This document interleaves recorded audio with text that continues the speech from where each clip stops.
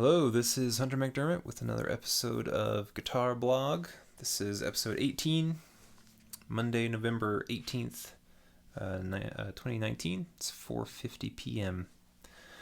So I've been continuing to go through the Jazz Blues Accelerator course. I'm roughly halfway through, I think. And I think this week was the first week where I was taking West Coast Blues and an etude that the course provides and some exercises around a typical blues in D flat. So I had moved everything into D flat, and I think this is the first time. I mean, each time I do it, it gets quicker and quicker. It's easier to kind of hear all the notes relative to a new starting point. So if I shift into D flat and I find like the first couple notes, then the rest of it just sort of, it's easy to pull from my memory and then kind of figure it out. But this is the first time I think with the exercises and stuff, like running through the scale type stuff, like I'm starting to hear not just the melody for the specific tunes that I'm working on, but also the underlying guide tones, the chord tones, and like the scales that go along with it by ear as well, which is really great. That is more so than the melodies, I think, going to help the underlying understanding of where I am at any given point within a blues, and outlining those changes will be much easier, I think. So it's cool seeing just how my ear is developing, getting better at picking this kind of stuff out. So this definitely seems like a method, which is what I was looking for, a method that will help me whenever I'm picking up new material that I want to memorize. And internalize, not just memorize, but internalize in every key. Not that I'll ever play it in some of those keys, but just so that it's in there, like concrete. So that's going really well. But the big thing I've been thinking about lately, so continuing to work through the reading book, that's going well as well. Continuing to work on the comping stuff. I've got a lot of stuff going on. I'm trying to kind of figure out how to work it all into one succinct practice. But I get distracted all the time, so we'll see how it continues to go.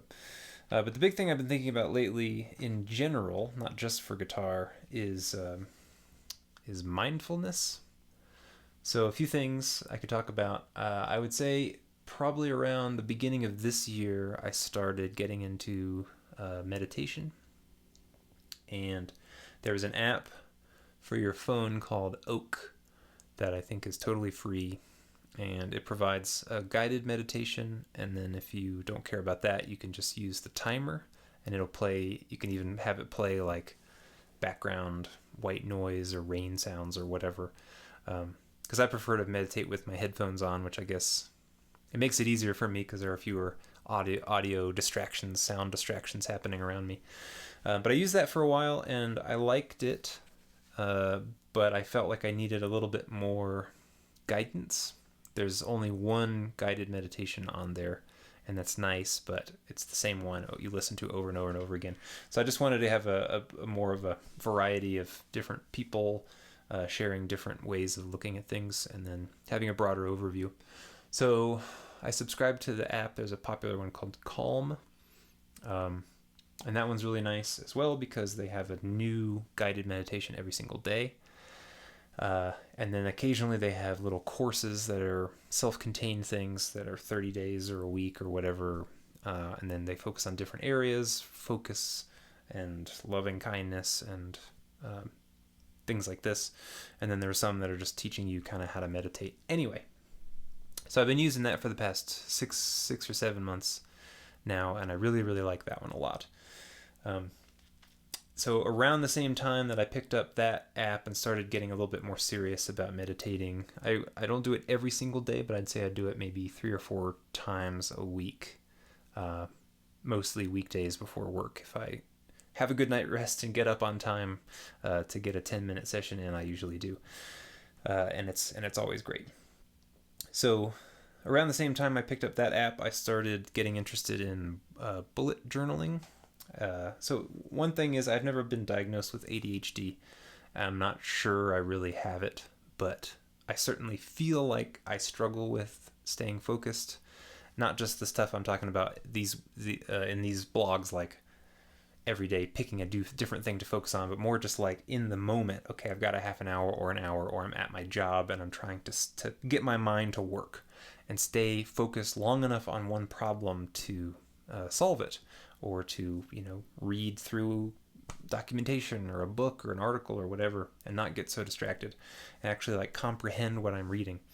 And I think the issue that I had most of the time was just I don't know. I found that I would kind of reflexively run from things that made my brain work, which is especially problematic if your job is being a programmer, right? You're trying to solve a problem and you're like, all right, let me do this, and it didn't work, and what's going on over here? And you flip over to, your team chat, and you're talking to people and getting distracted or looking up something online or whatever. Anyway, it's not just annoying, it can actually be extremely detrimental to your productivity and potentially your employment prospects. So I didn't want that to happen, but I was seeing that it was happening. So got interested in bullet journaling, which, if you Google it, you'll probably see lots of images and examples that are extremely artistic. And that's great. I think people who are into drawing and lettering and doing stuff like that are really into bullet journaling, because it's this blank canvas and you can practice your script or drawing or adding colors or whatever. You can go way in the weeds with it, and that's cool, but that's certainly not something that I care at all about. I wanted it to help me stay organized and repeatedly revisit information that I had written down, so that I could memorize it or remember a thing or stay on task or whatever. It could be used for lots of different things. So the guy who came up with the concept, the bullet journal concept, writer Carroll, he's got a book called The Bullet Journal Method, and he can explain how, like the how of bullet journaling in about a chapter. It doesn't, or 5 minutes. It doesn't take long to explain the concept. But the rest of the book I thought was amazing, because each chapter, and they're very, very brief, is just another little tip for how to be more mindful in your life. And that's kind of the whole gist of the thing, is that as a method, it's more than just writing a to-do list. It's checking in with it in the morning, checking in with it at the end of the day, at the end of the week, at the end of the month, and just like setting up a good habit of regularly checking in with whatever you happen to write down. So, over the months, I've certainly started to use it less than I was initially. I was trying to cram everything I could think of into this thing, and it can certainly handle that. But I find that it's mostly useful for a daily log and a kind of a to-do list. It's a glorified to-do list for me most of the time. But it's part of a larger book that is sort of cataloging things I've been thinking about if I need to draw something out or take notes, or I'm starting a project, or I have an idea for a project. Then I start a new page and I take notes on all the kinds of stuff that I'm thinking about, and you can track that stuff and whatever. Anyway, all that stuff goes into the larger mindfulness endeavor that I'm trying to embark on. And so then one more example before we get back to music is a few months ago I picked up a new toothbrush. I got this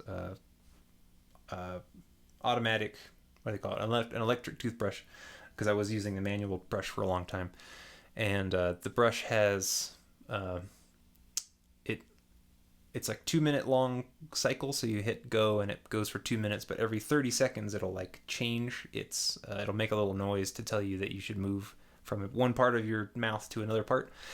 So ideally you're spending an equal amount of time on all parts of your mouth. And so it's been fascinating to me how this kind of dovetails with my mindfulness thinking, is that I get really distracted so fast that I can't even brush my teeth consistently. This thing I'll be starting to brush, and then my mind starts to wander, and then it beeps, and I haven't finished the part of the teeth that I was working on. So it's like even within a 30-second span of time, my mind will start to wander, which is pretty alarming. So it's actually been kind of fun and interesting to use brushing my teeth as a mindfulness practice, uh, too, to make sure that I am in that moment 100% focused on, for 2 minutes, just brushing my teeth, just trying to be thorough and brush my teeth, right? And it doesn't seem like a lot to ask to stay focused for 2 minutes, but for me, it's surprisingly difficult. So anyway, all that stuff is kind of coming together, and the overarching idea of mindfulness, I think is something that permeates all parts of our life, and I think we should be more mindful about everything we do. So that got me thinking about playing music and improvising.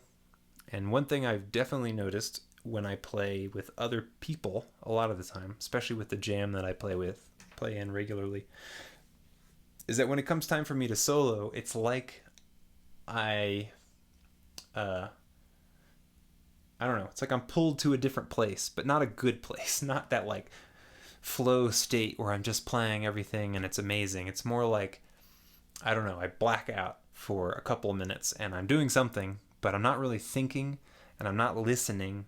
And it's just kind of like, this I know will work over this chord and this I know will work over this chord. I'm just like, you know, basically rambling, the musical form of rambling, kind of like I do with my voice in these blogs. But anyway, and then I kind of like get to the end and I wake up and I go, okay, now it's your turn. And then I'm back to focused on the chords and stuff.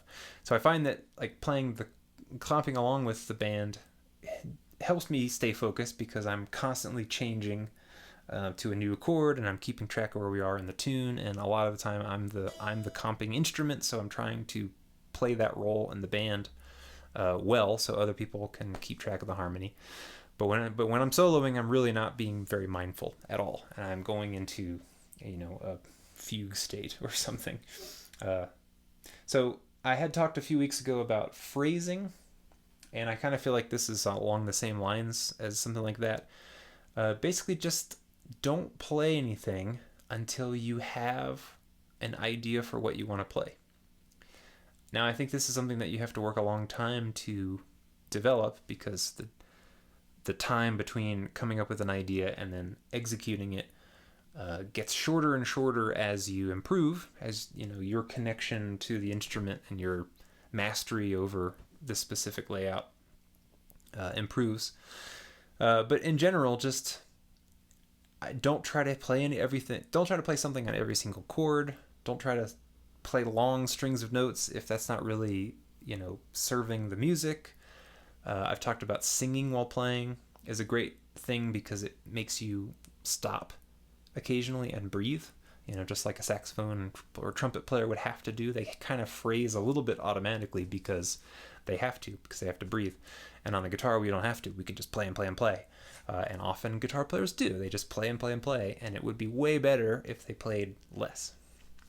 So anyway, I'm kind of taking these seemingly disparate things that I've been thinking about and experiencing for the past roughly a year, 8 months, 9 months into a year, and trying to kind of roll it all into just like a life philosophy, I guess. Just trying to work every day on being more mindful about the things that I'm doing, whether it's practicing or working or even things like just having a conversation with somebody.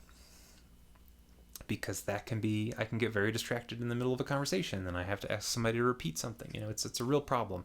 So one thing that I've learned or one way to look at it that I've learned from the Calm app, there's a guy named Jeff Warren who's got a really great little 30-day kind of how to meditate course that he put together. And one thing that he talks about is how the practice of meditation. So first of all, it's called a practice because you don't master it, you just practice it forever, right? So you're constantly working to be better. You never stop getting better. And I feel like music is exactly the same way. But so the meditation practice is the act of getting distracted and then pulling yourself back to a focal point, whether it's your breath in a lot of cases, or a sound, or whatever your home base happens to be, as he puts it, something to focus your attention on. So when I look at it that way, I feel much better about the process, because I think when you first get started with meditating, you think maybe you think that you have to focus on your breath, and if you fail to do that and your mind wanders, that's somehow a bad thing. But the way he puts it is, your mind is going to wander. It's just going to. So what you do is, what you're improving is your ability to catch yourself when it's wandering and pull yourself back to your focal point. And that act is kind of like going to the gym, is the way he puts it. It's kind of like doing a rep or whatever. You're strengthening the muscle of attention and focus. So getting distracted and pulling yourself back is not a bad thing. It is just practicing. It's just working out this muscle.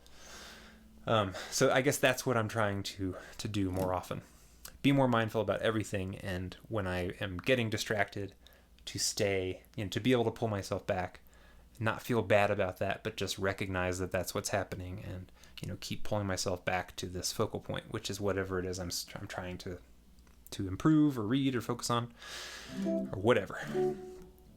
So taking this to music, I thought today, kind of ignoring some of the other stuff I've been talking about, I do want to do more blues stuff, but I want to do this today. So I was looking at Solar, a beautiful tune that may or may not have been written by Miles Davis. It's not 100% clear. And I thought I'd take it at kind of a slower tempo, maybe 120, something like that, and really make an effort to phrase things and to be more mindful as I am playing, and not just try to hit everything. Wait for a chord to go by, and maybe don't play anything on that chord or the next chord, right? And just wait until you've got some sort of idea, rhythmic or melodic or whatever, and go for it.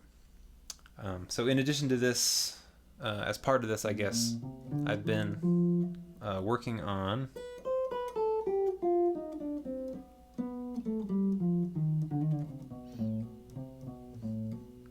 these melodic minor scales, which is something I should probably have memorized a long time ago. But anyway, so I'm going to try to play some stuff with melodic minor, especially on that minor major chord at the beginning. And then the rest of it I'll do 2/5 stuff or major scale stuff, try to hit the changes. But again, not try to hit every change, just let it flow, try to stay focused on the tune and playing musically, and not so much trying to hit every note at all times. So anyway, that's how we're going to conclude today. I'm going to play just a few minutes on this tune, and that'll do it. So here we go. Solar.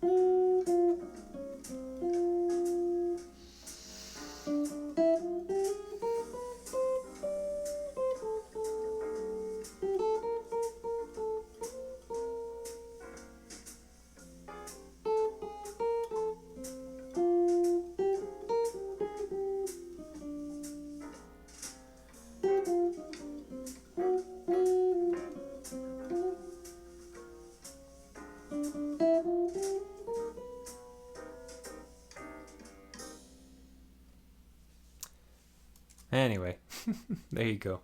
Constantly working. So I'm not terribly thrilled with like the music that came out there, but I feel much better about how I was able to at least stay kind of conscious, for lack of a better word, while I was playing. I was at least thinking about stuff. So it's good. It's good progress.